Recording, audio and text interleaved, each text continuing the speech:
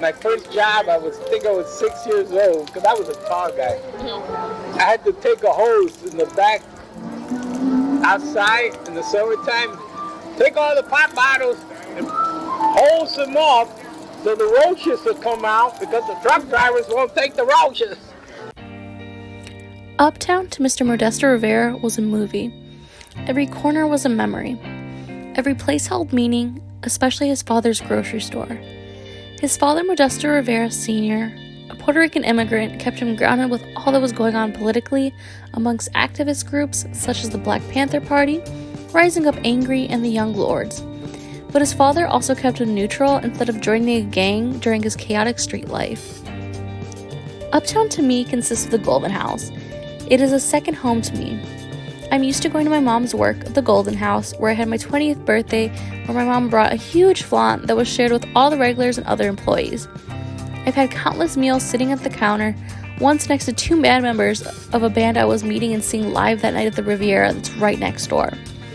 Modesto Rivera's childhood and early adulthood was a different version of Uptown. To me, it was another neighborhood being gentrified just as my childhood neighborhood, Logan Square, has been.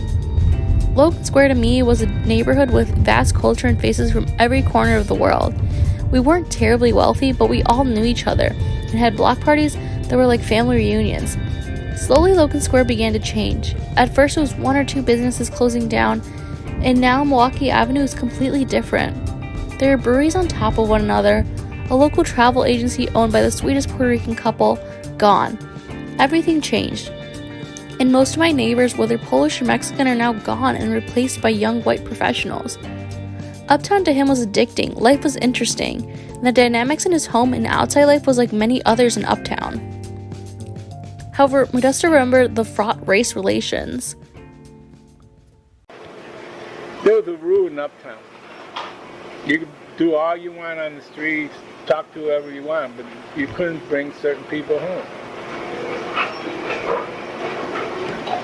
I just couldn't. I don't know why, but it was a security thing. You couldn't bring certain people home. That's just... Not only was there this rule, but there was a sentiment of, well, you're not my race, so you don't understand my struggle. There is a lack of support between communities, despite the fact that they face similar issues. Mr. Rivera's father catered to the African American community, and his neighbors were those on the block of the 4600 North Winthrop, but there was still a racially fraught neighborhood. Yet there was still a slight bit of resentment towards one another, but the Daily Machine has effectively pitted communities of color against one another while they struggled to survive the urban renewal projects. Projects such as Truman College displaced thousands of families, as well as taken people's lives through arson for profit. But with the Latinx and African American communities being pitted against one another during trying times, it was difficult to band together and bring down the Daily Machine that was causing this genocide in the Uptown community. Because of the racial dynamics in Uptown, the 4600 North Winthrop block was the only block where African Americans could live and own their own property.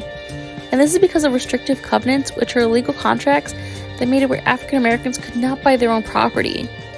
The people on this block were some of Modesto Rivera's friends, challenging the prejudice between both the Latinx and African American communities.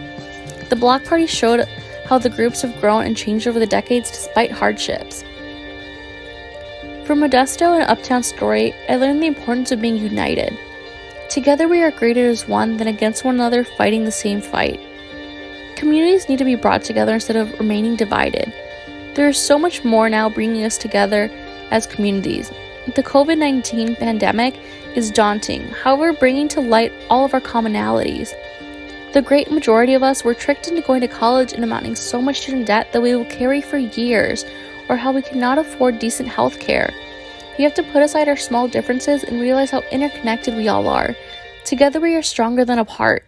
We need to set aside our differences that are being exploited by society to keep us divided. I don't want to be part of the problem. I want to be part of the solution.